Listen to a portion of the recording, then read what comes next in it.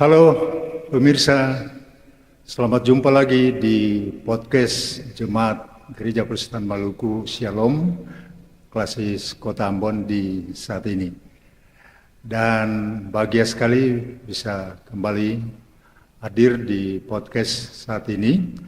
Kita akan berbicara seputar edukasi dampak penyalahgunaan narkoba. Bersama saya, Felix Latuheru, dan narasumber yang hadir di podcast kali ini adalah Bapak Reski Pratama. Selamat jumpa Pak Reski. Selamat jumpa Pak Felix. Ya, Pak Reski ini kesehariannya bekerja di BNN dan dalam jabatan sebagai Ketua Tim Pencegahan dan Pemberdayaan Masyarakat atau P2M ya Pak ya? Ya. Baik. Pemirsa, maraknya peredaran narkoba dan penyalahgunaannya telah berdampak negatif yang cukup hebat bagi masyarakat luas, bukan saja di Ambon tapi hampir di seantero jagat ini. Dan karena itu penting sekali pada kesempatan ini kita akan berbincang-bincang dengan narasumber untuk mengetahui berbagai hal terkait dengan dampak negatif dari penyalahgunaan narkoba itu sendiri. Dan terima kasih sekali lagi Pak Eki sudah meluangkan waktu untuk hadir bersama kami di podcast Jemaat GPM Shalom ini. Sama-sama. Ya. Dan kami berharap lewat perjumpaan ini ada banyak hal yang bisa menjadi bahan edukasi bagi kami, bahkan bagi masyarakat luas yang menikmati podcast ini. Amin. Ya, ingin mengawali supaya makin akrab dengan Pak Eki ini. Ya, boleh kasih tahu buat kita Pak Eki, kira-kira kesibukan atau fokus apa yang sementara menjadi konsentrasi BNN saat ini kira-kira Pak Eki? Baik, terima kasih Pak Felix. Sebelumnya kami atas nama pimpinan BNN Provinsi Maluku mengucapkan terima kasih banyak dan apresiasi setinggi-tingginya kepada jemaat dari GPM Shalom untuk bagaimana sama-sama bahu-membahu terlibat dalam hal pencegahan melalui edukasi serta pemberdayaan masyarakat agar memiliki ketahanan terhadap ancaman narkoba. Mungkin yang sering kita lihat belakangan ini atau beberapa tahun ini, BNN itu terkesan lebih kepada penindakan gitu. Jadi yang kita lihat di media sosial maupun media elektronik dan lain-lain, BNN gencar di sisi penindakan. Namun sekarang tidak hanya di sisi penindakan aja Pak, kami juga sekarang makin gencar dengan program pencegahan melalui hal-hal seperti yang hari ini kita buat, dan juga kami sekarang fokus kepada anak-anak dari usia dini Pak. Lalu kemudian kami juga sasar di sekolah-sekolah di mana mungkin ada beberapa program yaitu integrasi kurikulum anti narkotika yang memang bisa kita sisipkan di sekolah-sekolah dari tingkat PAUD, SD sampai universitas mungkin kayak gitu. Iya. Jadi sebetulnya bekerja atau mengabdi di BNN ini juga penuh tekanan dan resiko ya Pak. Siap Bapak. Ya, tapi kira-kira Pak Eki motivasi untuk sampai terlibat dalam lembaga BNN ini kira-kira apa itu Pak? Baik Pak, jadi mungkin seperti halnya kita dalam semua jenis pekerjaan Pak itu memang penuh dengan tantangan dan risiko.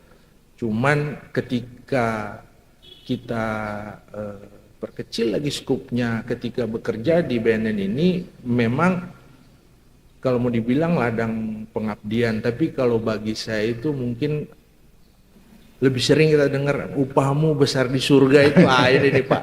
Ini Iya, saya iya. lebih kayaknya lebih ke arah situ gitu. Karena kalau kita lihat ada seseorang yang memang dia penyalahguna, lalu kemudian dia kembali normal, kembali bisa menjalani hidup dengan sehat, maka itu menjadi satu motivasi yang sangat berarti bagi kami dalam melaksanakan pekerjaan di BNN ini, Pak.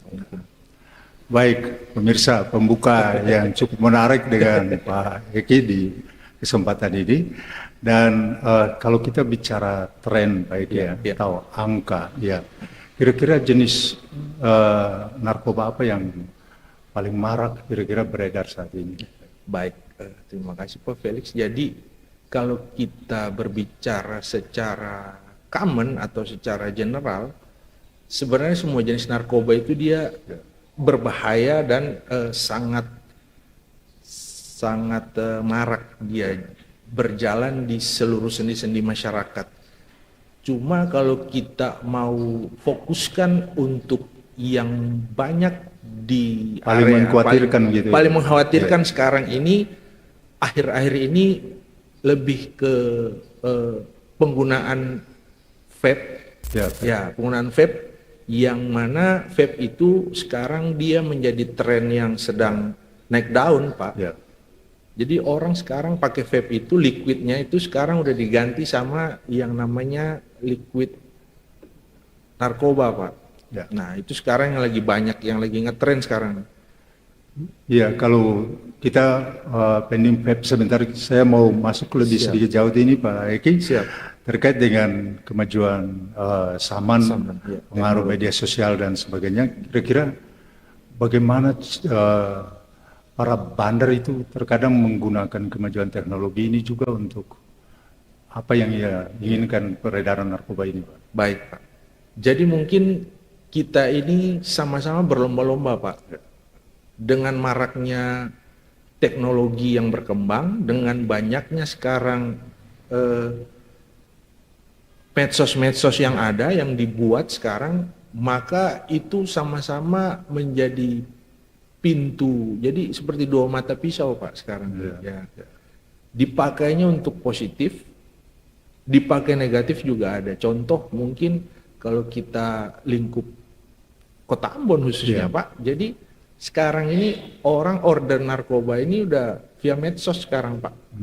Via DM, direct message, langsung dilempar narkobanya. Jadi sudah nggak face to face dengan bandar lagi nih, Pak.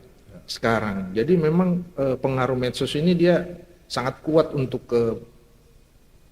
penyebar luasan dan transaksi narkoba itu sangat marak sekarang.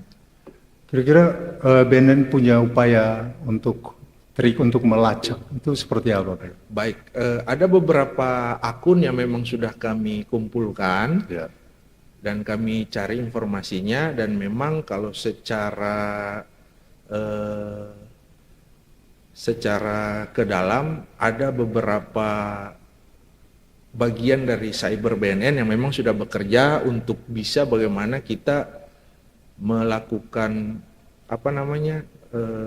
report terhadap akun tersebut. Jadi memang akun-akun yang sengaja dipakai untuk jual beli narkoba ini ada beberapa yang sudah ditutup. Tapi kemudian dalam penggunaan dan bermedsos ria nih, Pak, kadang kan orang nggak pakai yang asli nih, Pak. Kadang mereka punya second account, mereka punya banyak cara lah mereka. Dari sekian banyak itu, Pak Eki, mungkin ada cerita menarik di saat melakukan upaya-upaya pelacakan? Jadi memang kalau kita kaitkan dengan melakukan upaya pelacakan terhadap medsos ini, Pak, nah, kadang itu pernah kita temukan tuh ada anak SMP, Pak. Oh, SMP, iya, SMP ya. Dia justru bukan dia yang beli, tapi dia tugasnya tuh sebagai kurir di situ. Jadi dipakai sebagai kurir, Pak. Sampai tingkat itu sekarang narkoba udah masuk di sini. Iya, Pak Eki, kita ini kan awam nih. Siap. Ya, bahkan masyarakat banyak juga yang masih awam soal narkoba ini.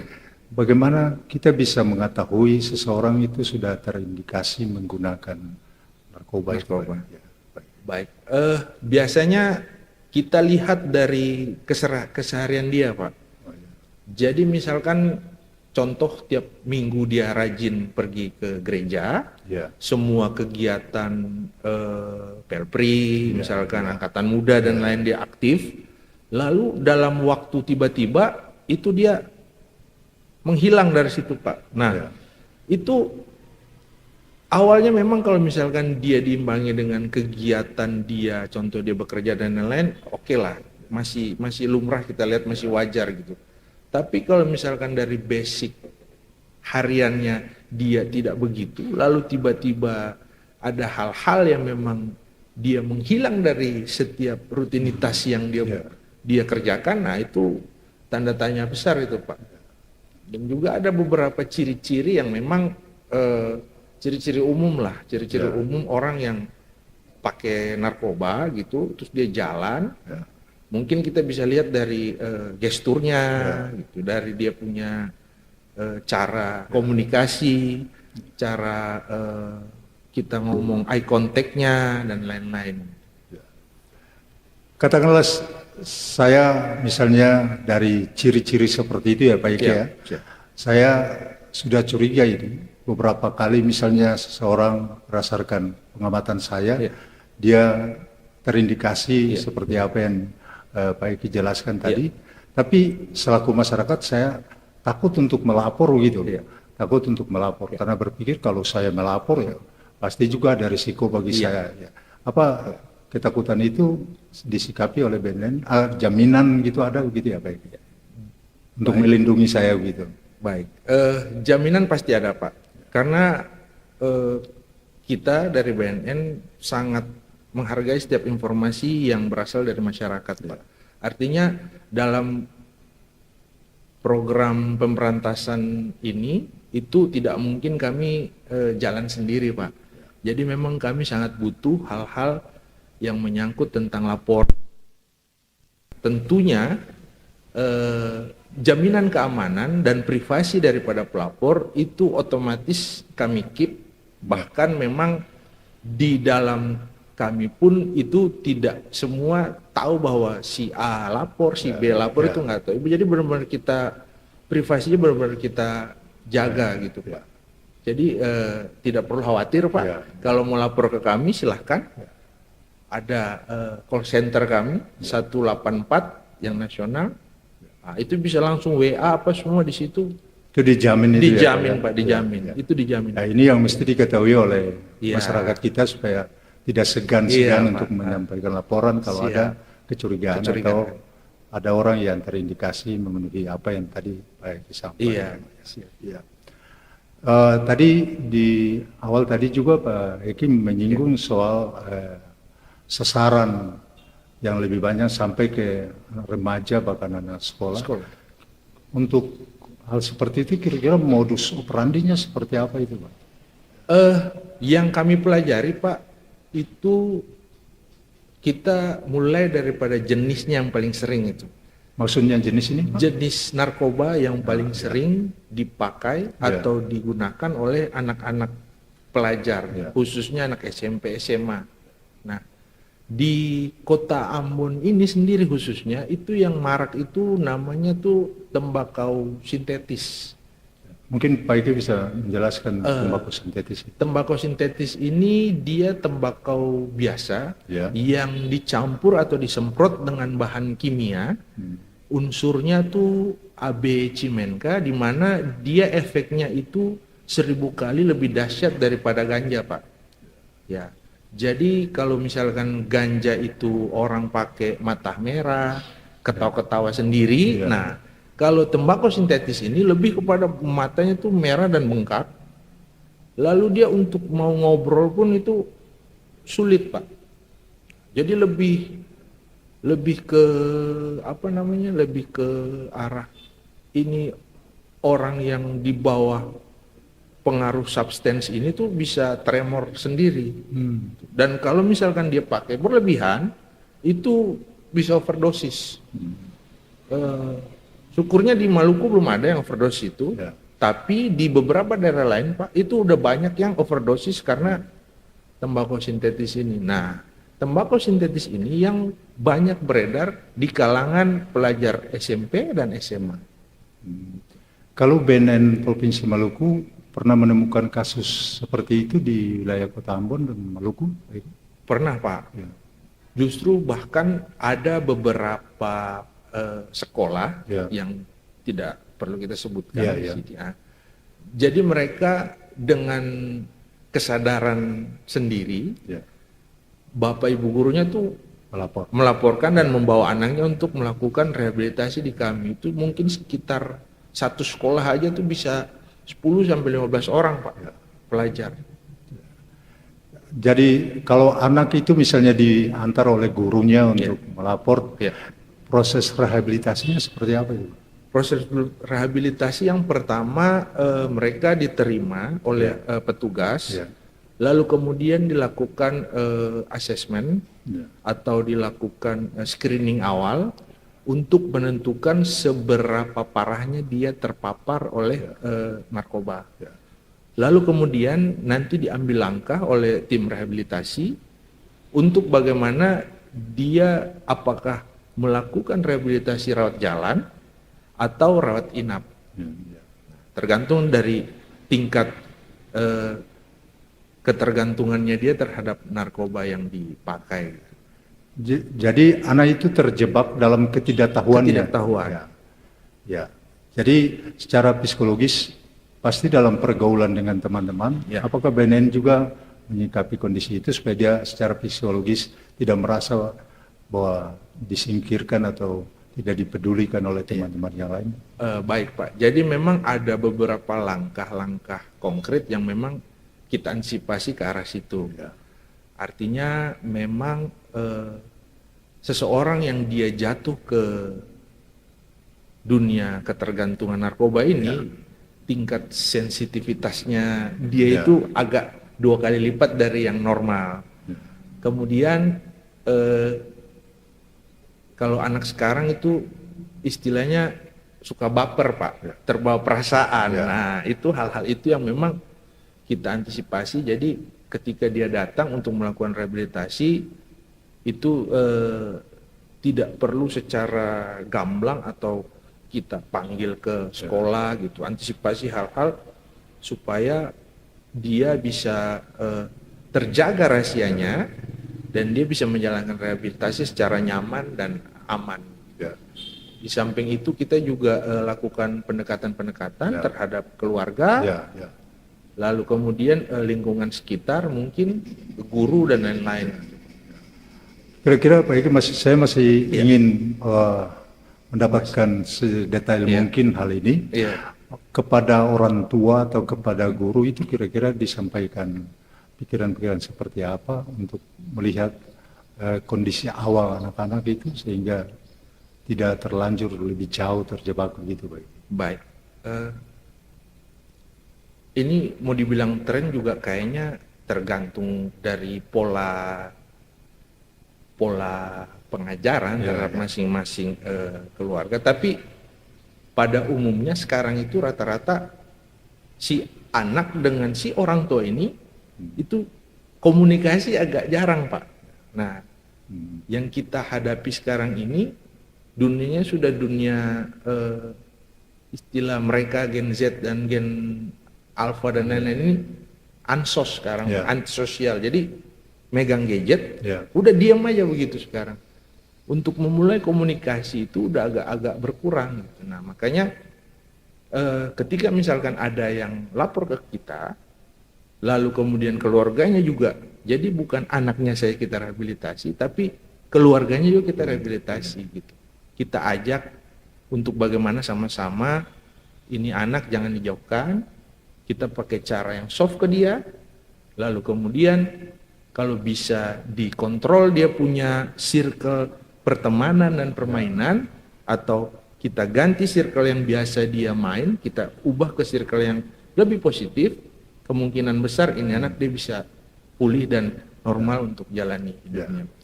Nah, ini yang penting bagi orang tua ini, peran orang tua untuk selalu ada dalam pendampingan dan melihat gejala-gejala perkembangan anak di era sekarang ini cukup penting sekali, dan mudah-mudahan saja ini menjadi catatan penting bagi orang tua untuk sejak dini mulai memfokuskan waktu melihat seluruh bentuk gerak-gerik anak, perkembangannya, supaya anak-anak kita tidak akan terjebak lebih jauh di dalam masalah ini.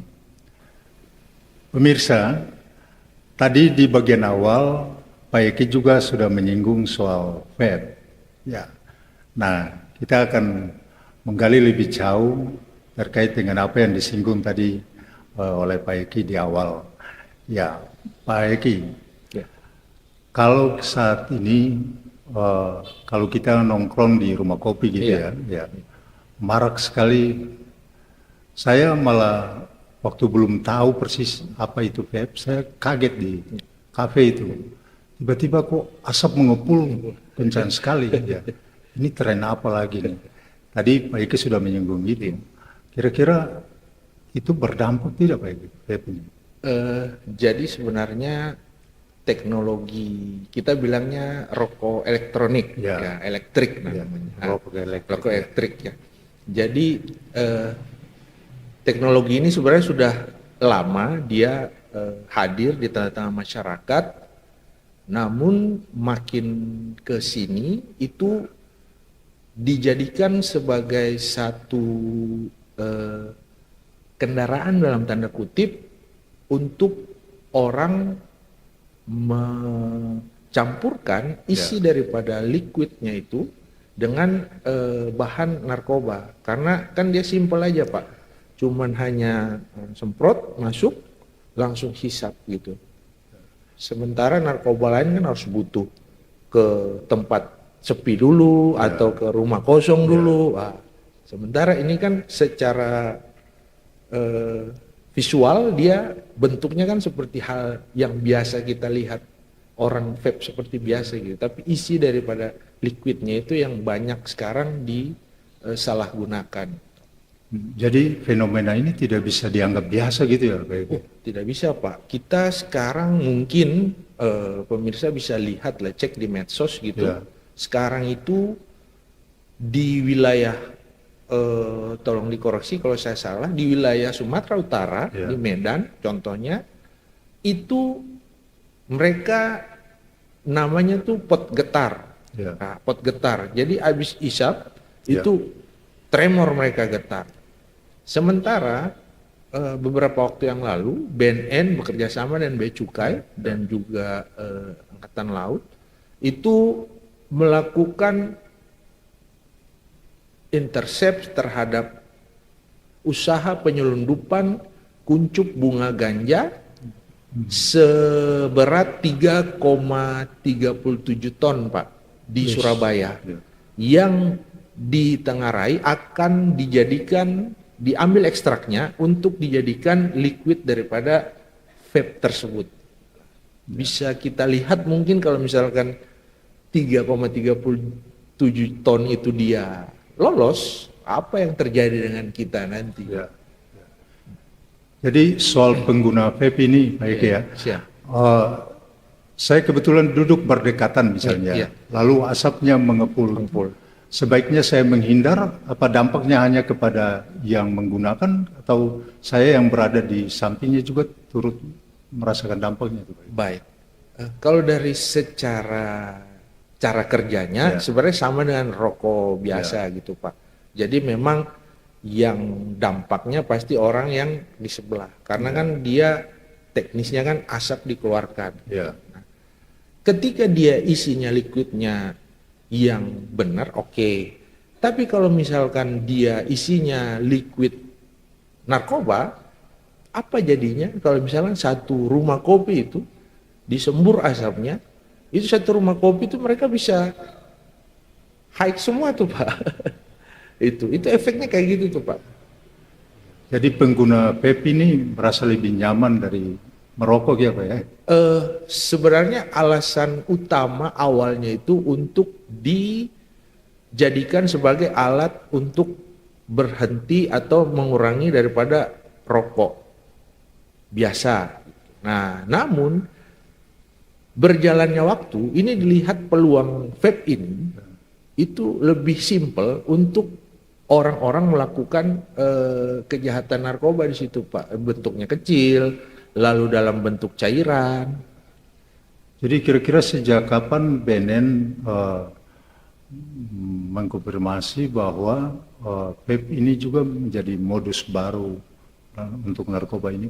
Baik, dari awal tahun 2026 BNN sudah mulai gencar untuk menggelorakan atau mendesak untuk kepada pihak yang terkait untuk bagaimana bisa sama-sama kita kawal tentang pengawasan terhadap penggunaan vape ini, Pak.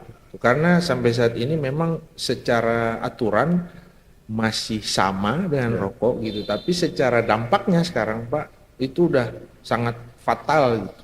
Artinya dari situ tuh dia udah lari kemana-mana gitu. Contoh, kita kasih contoh sekarang di Malaysia, itu dia terkenal namanya piu-piu, Pak. Piu-piu. Nah, piu-piu itu sekarang yang menyumbang paling banyak tingkat kecelakaan di Malaysia tahun 2026. Jadi ketika orang habis isap vape yang itu mereka berkendara, itu maka selesailah mereka di jalan itu. Kira-kira jenis narkoba apa yang disisipkan di liquid vape itu, Pak? Dia namanya etomidate, Pak. Apa namanya, Pak? Etomidate. Mungkin bisa dijelaskan. Etomidate itu dia lebih untuk mungkin masuknya ke rumpun obat bius, Pak. Masuknya itu mungkin nanti dari kesehatan lebih ke dalam situ. Cuman secara umum dia masuknya ke rumpun obat bius, di mana seseorang yang pakai atau terpapar oleh etomidate itu dia lebih ke hilang alam sadar, lalu kemudian ke arah pingsan gitu. Mungkin zaman dulu kita sering dengar gitu, misalkan di terminal-terminal di kota-kota besar gitu, ada orang yang katanya dibius, di modusnya ditaruh di handuk dan lain-lain. Nah, itu obat-obat sejenis-jenis itu yang dipakai, yang kemudian sekarang dialihkan medianya ke liquid vape ini. Nah, jadi memang mereka terus menciptakan cara baru yang memang sangat berisiko sekarang untuk hal-hal tersebut.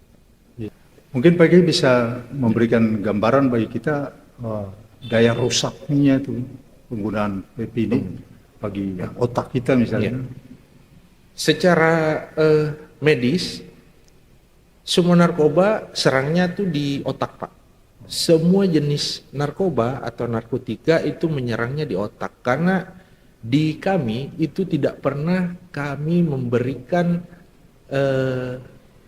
sosialisasi atau penyuluhan bahwa ketika seseorang dia telah jatuh ke wilayah ketergantungan narkoba atau coba-coba, maka dia akan sembuh tuh tidak mungkin, Pak, dan tidak akan pernah sembuh. Ya.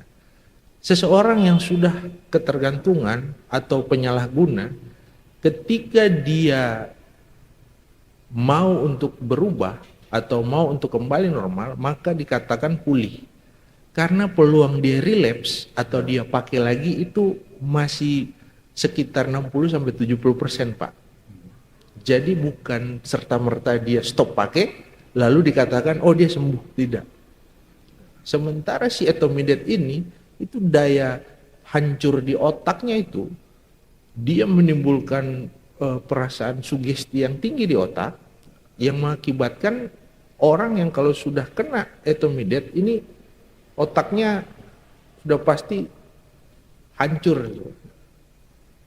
BNN kan tidak mungkin katakanlah melakukan langkah-langkah untuk menghentikan peredaran vape dan sebagainya, tapi dalam peran dan tanggung jawab BNN untuk pencegahan peredaran lewat vape ini semakin meluas, apakah tidak ada upaya-upaya memperjuangkan regulasi tertentu untuk membatasi hal ini, Pak Eki? Ya. Ada tidak tuh BNN? Baik, sementara ini dari BNN sedang melakukan beberapa langkah, Ya. di mana mengajak sama-sama teman-teman dari Kementerian Kesehatan maupun dari Balai POM untuk sama-sama kita perketat pengawasan terhadap penggunaan atau penyebaran vape ini. Kemudian nanti mungkin akan bisa dia dituangkan atau disisipkan dalam RUU Undang-Undang 35 tahun 2009 tentang narkotika, yang sementara memang kami perjuangkan untuk dia bisa mengalir atau dia bisa berada di tengah-tengah masyarakat sesuai dengan keadaan yang terjadi sekarang. Ya, Pak Eki, Ya. vape ini kata tadi saya bilang sudah menjadi tren bagi gaya hidup Ya. bagi remaja atau pemuda kita. Kira-kira kepada mereka ini kita harus menyampaikan stressing pesan seperti apa itu, Pak? Sebenarnya untuk para remaja dan pemuda yang kiranya mau mencoba-coba karena melihat vape ini dia agak sedikit trendy atau sedikit simple, mari sama-sama kita mampu untuk bisa mengatakan tidak kepada hal yang membahayakan diri, karena memang di satu sisi secara kehidupan sehari-hari memang dilihatnya ini suatu tren yang oke di mata para remaja, tapi sebenarnya dampaknya itu sama aja kayak rokok biasa gitu. Yeah. Jadi memang justru lebih parah dia secara medisnya gitu Pak, dampaknya terhadap kesehatan kita. Baik pemirsa, kita sudah banyak berbincang-bincang dengan Pak Eki, berbagi banyak hal, mengurai banyak persoalan, dan mungkin yang mesti kita telusuri lebih jauh ini terkait dengan bagaimana penanganan korban yang sudah terjerumus atau sudah terjebak jatuh dalam penggunaan narkoba. Pak Eki, ada stigma bahwa pengguna narkoba ini sudah mesti digolongkan, dikategorikan sebagai tindakan kriminal dan mesti dipenjara gitu ya. Kira-kira pandangan BNN seperti apa gitu? Baik, sebenarnya secara umum pandangan masyarakat seperti itu Pak. Cuman kenyataannya yang terjadi bahwa terjadi penumpukan di dalam lembaga pemasyarakatan yang efeknya, yang mana kalau misalkan kita masukkan para pengguna ini di lapas, gitu, dipenjarakan, maka yang terjadi kemarin-kemarin itu yang terjadi adalah dia dari pengguna, dia naik kelas Pak. Jadi pengedar, jadi pengedar. Jadi seolah-olah ketika pengguna masuk di dalam penjara itu kayak dia sekolah Pak. Karena dia ketemu di sana sesama pengguna juga. Gitu. Sementara ada bandar juga di dalam sana. Jadi kami mendorong bahwa penanganan penyalahgunaan narkoba itu murni wajib harus direhabilitasi Pak. Karena memang secara kejahatannya juga beda. Artinya dia hanya korban. Lalu kemudian secara dampaknya juga pasti beda Pak. Mungkin seperti itu. Kira-kira alur atau prosedur, katakanlah anggota keluarga saya ini sudah terindikasi menggunakan narkoba, dan ya keluarga kami ingin supaya direhabilitasi.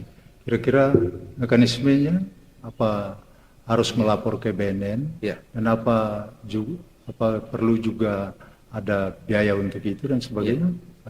Baik, jadi sekarang ini ada beberapa lokasi yang memang dapat dijangkau oleh masyarakat.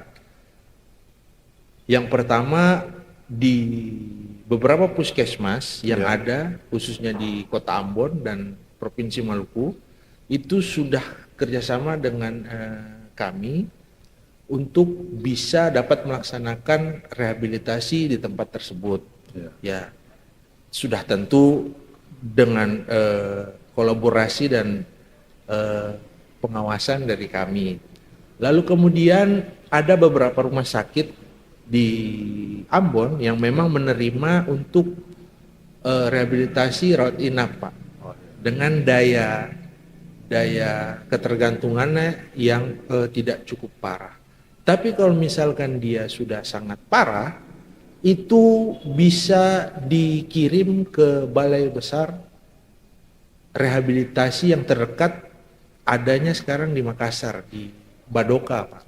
Badoka ya. Badoka Makassar. Kemudian biaya 0, Pak.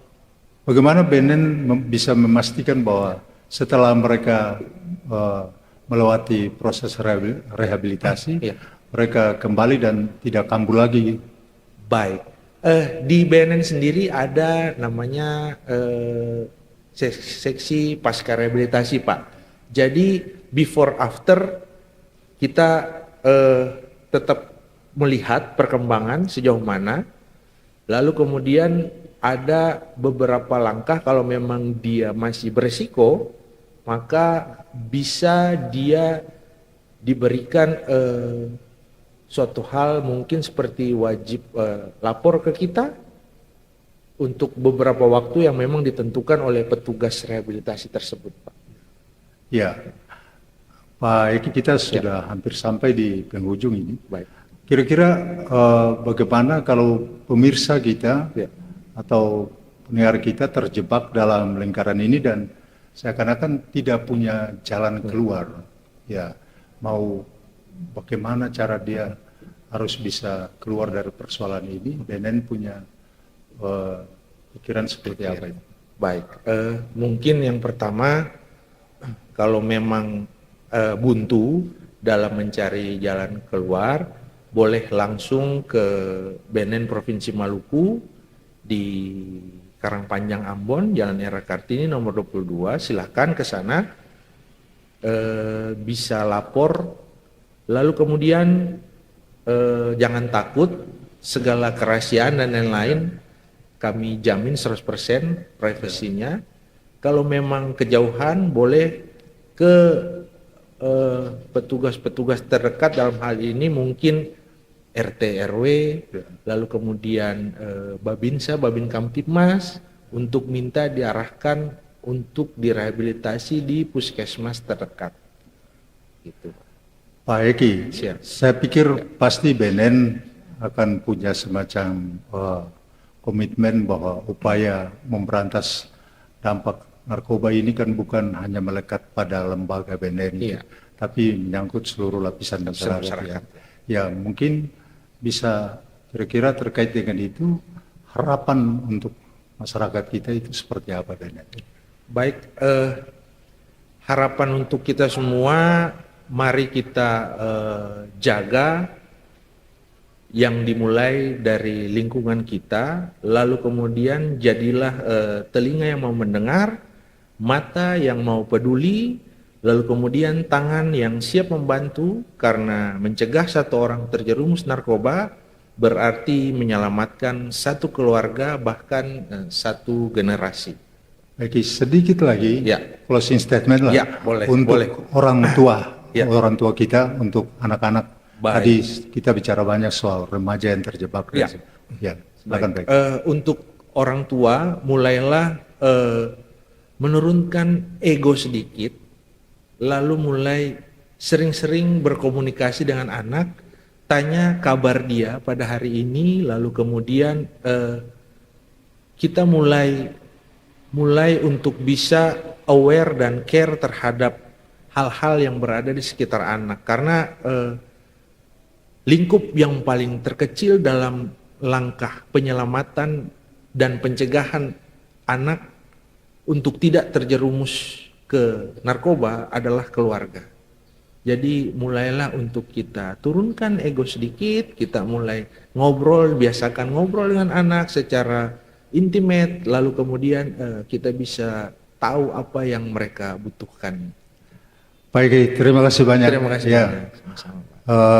Majelis Jemaat dan seluruh perangkat pelayan bahkan Jemaat GPM Shalom mengucapkan banyak terima kasih untuk Pak Eki yang sudah meluangkan waktu hadir dan berbagai banyak hal. Mudah-mudahan apa yang kita perbincangkan hari ini diberkati Tuhan. Amin. Sehingga anak-anak kita terbebaskan dari hal-hal yang negatif seperti itu. Pemirsa, hingga disinilah perjumpaan kita di podcast kali ini. Semoga apa yang kita cakapkan di saat ini akan menjadi atensi kita bersama untuk menyelamatkan generasi muda gereja bahkan masyarakat kita secara umum. Sampai jumpa di podcast selanjutnya. Shalom.